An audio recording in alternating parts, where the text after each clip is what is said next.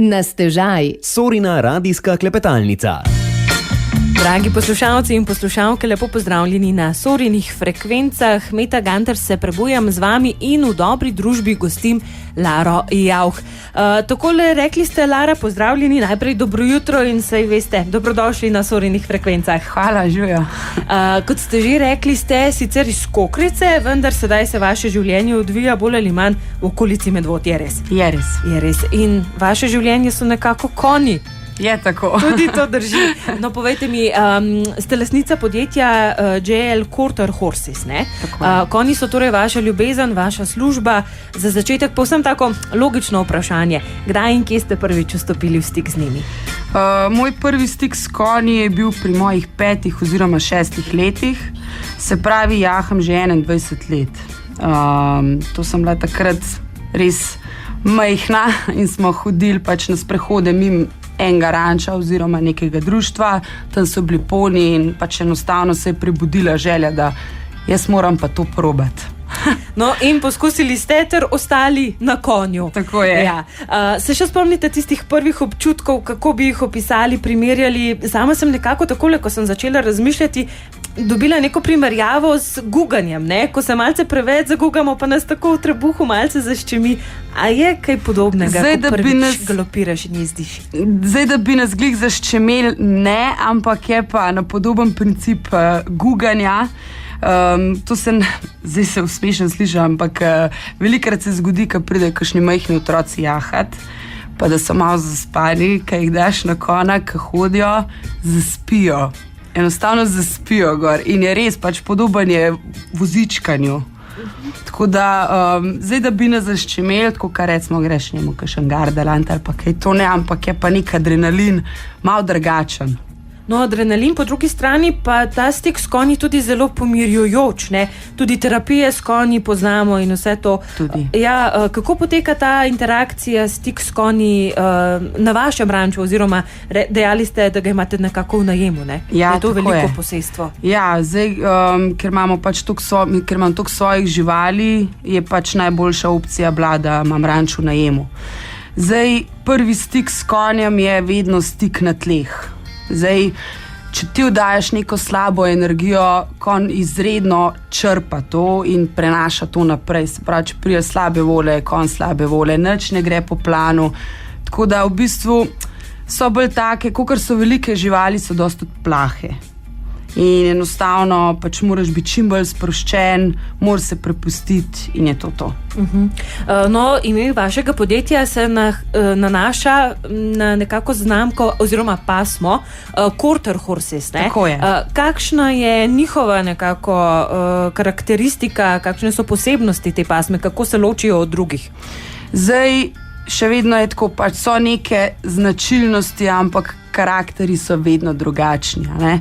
Zdaj, to so v bistvu izredno mirni konjički, pač pasma izhaja iz Amerike.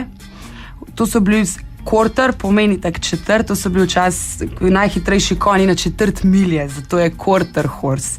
So 150 cm plečne višine, mirni, načeloma mirni, spet ne vsi, ampak taki prijazni in bolj delovni konji, no. Imate še kakšne druge živali oziroma koliko teh konj imate in katere še ostale pasme so na vašem posestvu v Zgornji Senici? Na posestvu trenutno je v moji lasti so 3 ameriški quarter konji, 2 ponija, pa še ena kobila, ki je pa križana tudi z ameriško pasmo, ampak ni pa čista. In 2 quartera sta trenutno v treningu, tako da to je kar je od konj. Potem imamo pa še druge živalce, ker pač brez njih itak ne gre. Se pravi, imamo še 2 kužka, mini, se pravi, hišne prtlikave kunce, imamo pač svojo vzrejo, pa 2 mini ameriške pujse. Pestra družba nikoli ni dolg čas, kaj ne? Res je. No, ko smo že govorili, preden sva takole šli v eter, da nas slišijo še ostali, sva omenili tudi klobuk, ne? Tale prav posebni kavbojski klobuk. Zgleda zelo mehek, zelo prijeten, vendar, kot ste dejali, je zelo težak za nositi, predvsem zaradi svoje trdote, ne, in zaradi sledi, ki jo pusti na čelu. Ja, zdaj pač mi po pravilih na tekmah moramo pač nositi klobuk oziroma čelado. In ta klobuk, kar zgleda prijeten, ki ga imaš, zdaj morate tukaj stisniti, da ti ga ne odpihne z glave. In je po parih urah je malo neudobno, ampak s časom se tudi to navadiš. No. Jih je pa zelo malo izdelovalcev, ne, takih klobukov, oziroma so redki, ki so nekako po standardih. Ste dejali, da v samem tekmovanju SIQH so zelo strogi standardi. Ja, pač imamo nek pravilnik, ki se ga moramo držati, se pravi, mi se udeležujemo tekem, pač je obvezna oprema klobuk oziroma čelada do 18. leta, potem je po želji, srajca, kavbojke, pas, škornji, tega kavbojke ne smejo biti nikjer strgane, moraš biti čist, ne prideš v umazanih hlačah, pa to nanese, a ne, pa to, tudi konj mora biti urejen, a ne, zdaj ne moraš priti da imaš neki štrikcam štukan, tako da, ja, so kar visoki standardi. Veliko podrobnosti, ne, na katere morate torej paziti. Ja, res. Ste tekmovalka v western jahanju, pa tudi reining jahanju, je tako? V bistvu western bomo rekli, to je pač kavbojski svet, je pa reining disciplina. Se pravi, imamo več disciplin, zdaj jaz trenutno od letos naprej jaham samo še reining. Prej smo jahali horsemanship, ranch riding, western pleasure, ampak ker pač imamo, kot smo prej omenili, tudi neke standarde na SIQH-ju, je vsak konj omejen na določeno število štartov na tekmi. Se pravi, 6 štartov na tekmo. Pri meni pa jahajo tudi punce, ki jih vzamem sabo na tekmo in svoje štarte odstopam tudi njim, zato da pač se lahko pokažejo, da lahko dobijo neke nove izkušnje. Zato je od letos naprej zame striktno samo še reining. No, nove zmage in nove izkušnje, ne, vas čakajo torej od tega leta dalje. Mi dve jih bomo opisali še v nadaljevanju. Sedaj le si privoščiva neke glasbe, da se tudi mi dve malo ujahava tule v studiu, ne, in se nekako nastaniva. Vi, dragi poslušalci in poslušalke, povabljeni torej, da izveste še kaj več o Larjauch in o konjih.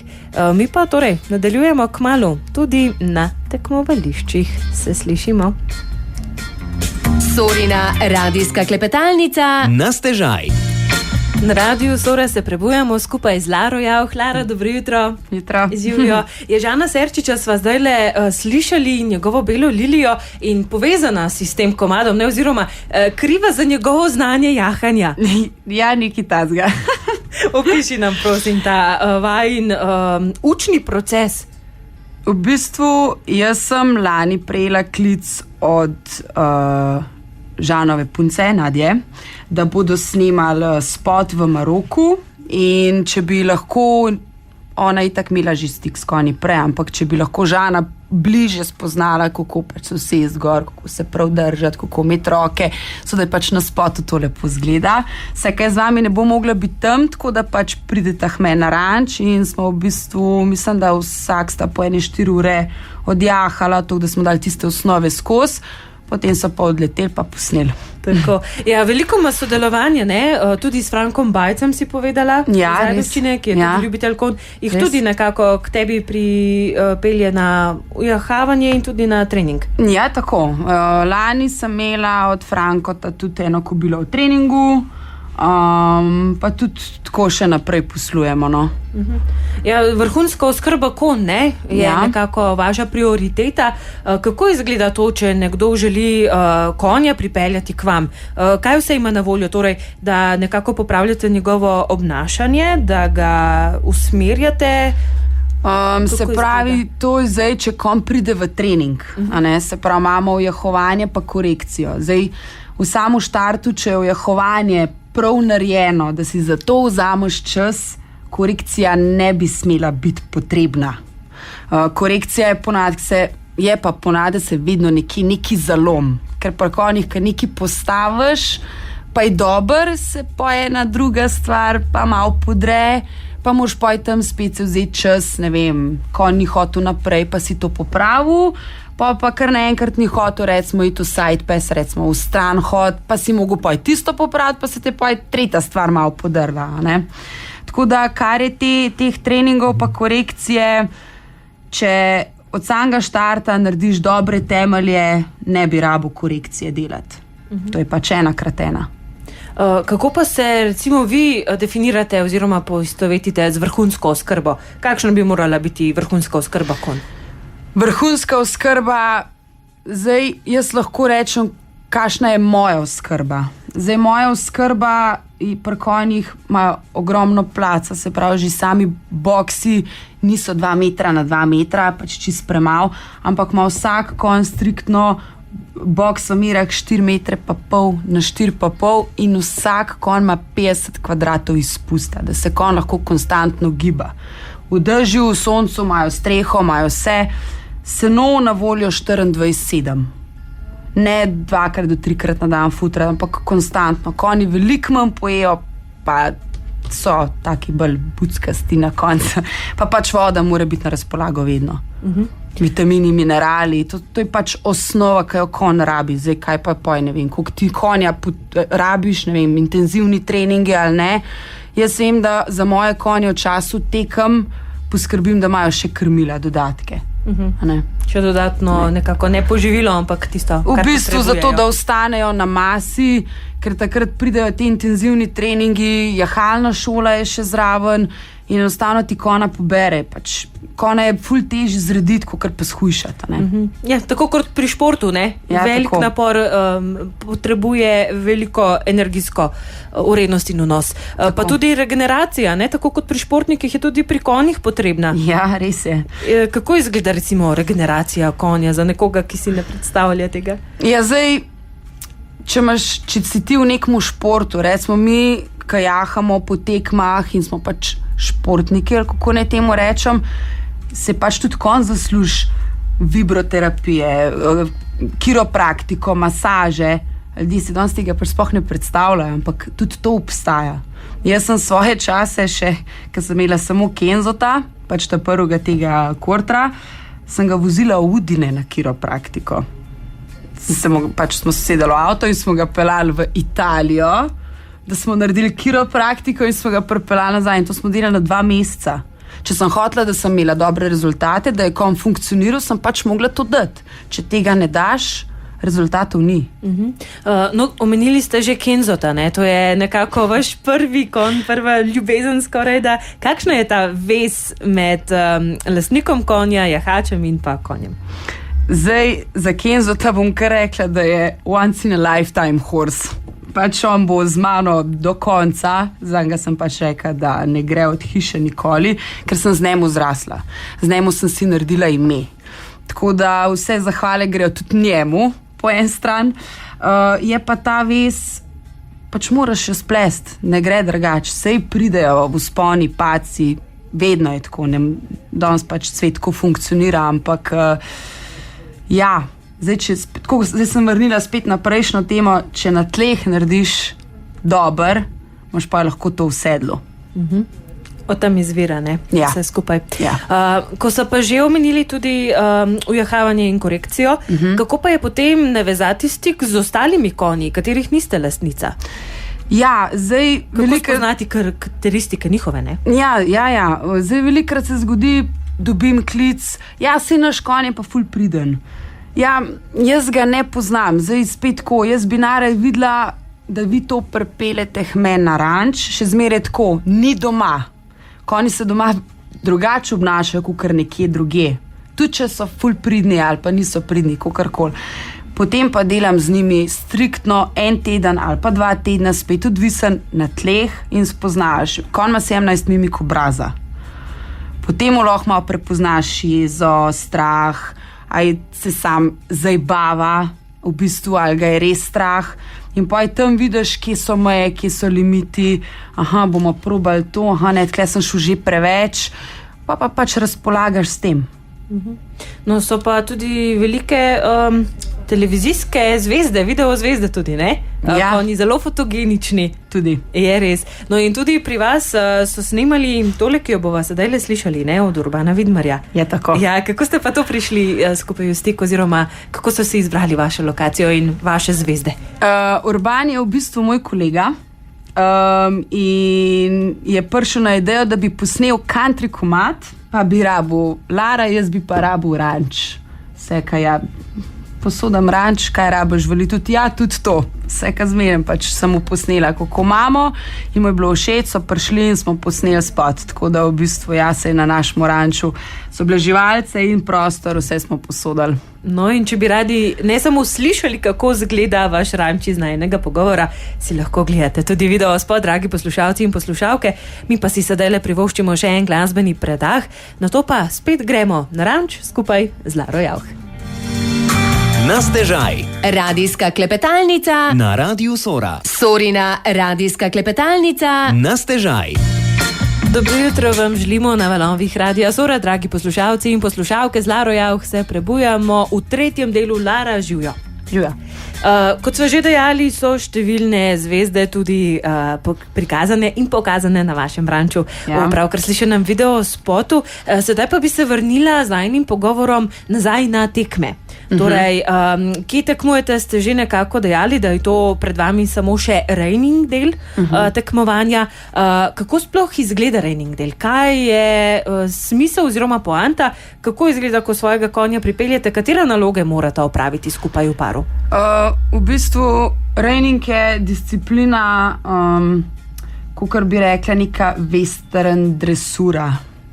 Zdaj, mi konje pripeljemo tja, v bistvu sodniki sred jahalnice, na kraju, na sredini jahalnice sedijo in samo ocenjujejo. Ti, ki se parjavaš na tekmo, dobiš, mi temu rečemo pattern, vzorc. Vzorc, ki se ga moraš naučiti. Moraš ga odjahati striktno po navodilih, oni pa potem ocenjujejo po točkah. Zdaj ne vem, če imaš menjavo galopa, ocenjujejo od -2 greš lahko pa do +2 točk. To za reining zdaj govorim, ne? In potem pač, ko kar zbereš skupno število točk, se štejejo, pa vidiš, na katerem mestu si. Ko ste takole omenili, se mi zdi dokaj ozek razpon, ne? Od -2 do +2, se pravi, je zelo malo prostora za napake. V bistvu ja, zdaj, če so pa še večje napake, so potem že penalti, to je pa še večji minus, a ne? V bistvu lahko ocenjujo tudi po pol točke, ne vem, +0, +1, +1 pa pol, +2 ali pa v minus, kakorkoli, pa zdaj ne vem, greš na, če hočeš narediti menjavo v galopu, pa ka zamenjaš noge, pa ti konj brcne, ka ti ne bi smel, dobiš minus, pa še penalti je dodatno, ne? Se pravi, greš pa je toliko minus, da včasih bolj, da ne narediš rezultata, ne? Zdaj, če je slab rezultat. Kako pa se pripravljate s konjem na vse te elemente oziroma na celoten labirint oziroma vzorec? Zdaj, enkrat, ko si na tekmi, tam popravljati ne moreš. Kar imaš, to moraš doma narediti vse prej. Ko prideš tja, v bistvu lahko konja samo ogrevaš. Zdaj, da bom rekla, da se ful pripravljam doma, se ne. Iskreno, konja imata tudi jahalno šolo, zdaj, da bom še jaz toliko bolj pritiskala zaradi svojega egoizma, ne, pač moraš biti human tudi do tega. Tako da, naprimer, zdaj letos, ki je bila prva tekma, v koncu aprila, se je naredil, da sem imela na nedeljo tekmo, v soboto sem po ranču vozila terene, tako da v bistvu se nisem kaj prav veliko pripravljala in sem samo na nedeljo zjutraj naložila vse, kar nič, gremo probati, pa bomo videli, kva bo, ampak se je na koncu šlo ful dobro, tako da sem bila zadovoljna, vesela in poj takrat šele vidiš, kva zares imaš. No, sami se lahko pohvalite celo z 2 osvojenimi naslovama, ki izstopata. Eden je SIQHA Reining Open Championship izpred 3 let, no lani pa ste postali Reserve Championship, Horsemanship, ne? Ja. Ste najbolj ponosni na njo? Pa v bistvu sem, ampak bom rekla, sem kar ponosna na vsako tekmo sprot. Če ne drugega, že zato, ker grem tja, nič pripravljena skoraj, pridem tja, odjaham in se vedno zgodi, da pač prvo, drugo ali pa 3. mesto. In to je tisto, kar je res pomembno, pač, da vidiš zares, kaj imaš na koncu narejeno. Pa tudi punce, tudi moje punce, letos pač se nam je še ena punca pridružila, ampak imam eno punco Ajdo, ona tudi dobre pač rezultate dobiva, ne? No, ste že omenili že prej, pa se tudi sedaj, da trenirate tudi druge punce, ne? In da se vse začne na tleh. Tako. Se pravi, vi lahko pri JL Quarter Horses nudite celotno oskrbo tako za konje, kot tudi za bodoče jahače in jahačice. Ne? Tako. Začenjate že z otroki oziroma najmlajšimi. Kako pomembno pa je, da se že otroci navadijo na konja oziroma da imajo potem tudi to neko vez, ki jo peljejo naprej z živalmi. Zdaj tako, ko pridejo, najbolj so otroci, pač mlajši otroci, zdaj govorim tam 3-4 leta, ne smemo jim predstaviti, da je to nek strah, ne smemo jih v neki silt, ampak da moramo imeti pa do konjev strahu spoštovanje. Zdaj še zmeraj tako, konji so velike živali in moramo jih naučiti, da v bistvu lepo, kad delamo z njimi, oni nam to vračajo. Zdaj noben nasilje pa nič ne pomaga, če ti pač konj čuti tvojo energijo, da ni v redu. Tako da v bistvu pa že pri otrocih jim predstaviš, tudi če je poni, še zmeraj ima ta poni 200 kil, nima toliko malo, ampak če boš ti delal lepo z njim, bo on lepo ravnal s tabo. Tako. In otroci se, glede na to, da se velikokrat zapomnijo te stvari, tudi to naučijo in nesejo sabo, je res. Je tako. Je tako. Vsak, ki se torej uči ježa konj, mora spoznati tiste osnovne prvine, kot so hod, kas in galop. Kako jih vi naučite bodoče jahače in jahačice, vse te stvari in kako potekajo vaši treningi tudi z vašimi varovankami? Zdaj, prvo ko se mora pač tisti, ki se hoče naučiti jahati, je osnova hod, kas, galop. Oziroma hod, kas, galop plus to, da ti znaš konja pripraviti sam. Učistiti, usedlati, zauzdati. Ker se velikokrat tudi zgodi, da pač pridejo, jaz znam jahati, pa mi pa ne znajo konja spucati. To ti je osnova. To moraš znati, to drugače ne gre. Tako da potem v bistvu ure potekajo, ko enkrat to usvojijo, pa je lahko nadaljujemo naprej. Pa je lahko postaviš tiste temelje, ki lahko počasi začneš delati za tekmo. Nisem rekel, da je to v enem tednu. Delač od tega. To je lahko tudi leta traja.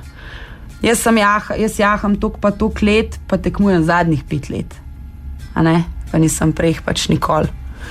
Tako da tudi te moje punce, zdaj naprimer ene imajo svoje konje doma, in pa je ta trening, ki ga mi naredimo, nesejo domov in naučijo svoje konje.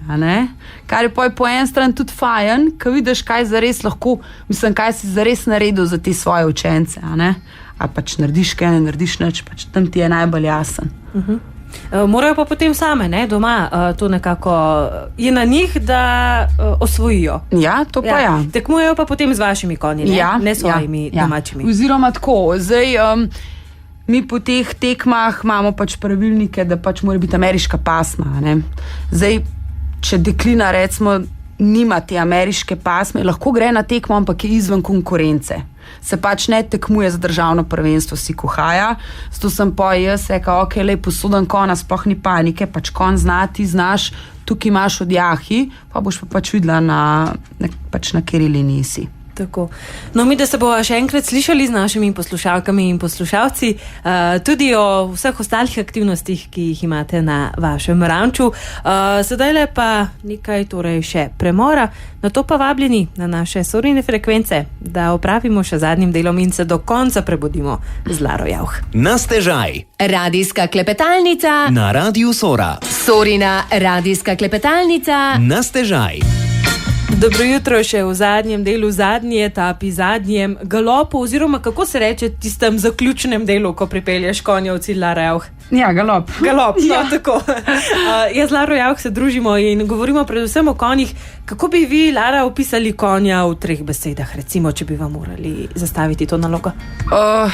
Mogočnost, plemenitost, spoštovanje. Tako, lično. Sami nad presežniki. Ja. Sicer pa, ko so že ostali pri najnem prejšnjem delu pogovora, z otroki se tudi veliko ukvarjate in nudite, da otroci pridejo na vaš ranč, se spoznajo s konji. Zanimiva mi je bila delavnica oziroma urice za od 2. do 8. leta starosti, ko so lahko postali za en dan celotni skrbniki in spoznali delo na ranču. Kaj jim prikažete in kakšni so njihovi odzivi? Zdaj, Mi jim pokažemo v bistvu, kako je sploh imeti konja. Da ni to, tam le spustiš kosilanco nekam, ampak pa že je to skrb, da je treba skidati, futrati, napojiti, sprehajati. Za konja ni dovolj, tako kot za kužka, recimo, ni dovolj, da je pač samo zaprt.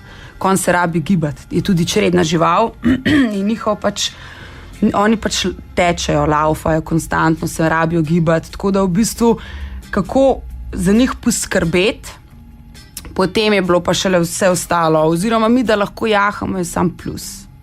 Da prvo rabimo to osnovo, pa gremo lahko naprej. In kakšni so odzivi otrok, ko takole po celem dnevu s konji preživijo in z vami vsi navdušeni? Zdaj, spet bomo rekla tako, eni ful navdušeni, bi to vsak dan, zdaj ne vem, za koliko cajta bi to trajalo, pač vemo, otroci so otroci, eni pa že po kakšni uri to ni zame, ker je preveč, ker to je zdaj spet tako malo fizično delo. Ni prideš tja, pa si samo lep, pa si zraven konička, ampak pač moraš za kakšno stvar tudi prijeti. Vsekakor, ne? Delo in s konji je zelo pomembno. Svetujete tudi pri nakupu konj. Ravno tu sem se hotela navezati, da niso igrača, ne? Kaj jim svetujete? Torej, da niso prenagli pri nakupu morda, da se res prepričajo, da jim lahko nudijo to dobro okolje? Mene, recimo, če so kakšne moje stranke, ki me pač prašajo za nakup konja, vedno ta prvo rečem, ta prvo moraš imeti ti res dobro osnovo. Se pravi, da res znaš dobro odjahati, da si finančno sposoben za konja poskrbeti. To zdaj ne pomeni samo tisto oskrbo, če ga imaš nekje nastanjenega, da plačaš samo tisto oskrbo, ampak tudi veterinarski stroški lahko pridejo za tabo. Iz danes na jutr ne veš, kaj se lahko zgodi, se pravi, moraš biti finančno stabilen in da pač, ko greš konja kupiti, moraš vedeti, jaz bi imel to doma, lahko imaš doma, ampak rabiš še enega zraven, konj je čredna žival, ne moreš ga izolirati, pač morata biti vsaj dva in pa je vedno tako, imaš dva in so trije, ker en sam ne more biti in pa rabiš tretjega. Pa da se pač ne zaletijo v ta prvega, pa v barvo konja, da se ne zaletijo, ker danes je pač lahko to genetika, da je pač treba gledati na vse stvari. No, to sem želela tudi vprašati, za rejce konj je zelo pomemben ta dober genetski prenos, vendar nažalost preveč gledajo na barvo. Recimo vaš Kenzo, je imel odličen ta prenos, glede na oceno, ki jo je dobil na razstavi. To je res. Zdaj, velikrat se zgodi, da pač se konja kupuje po barvi. Barva danes ni vse.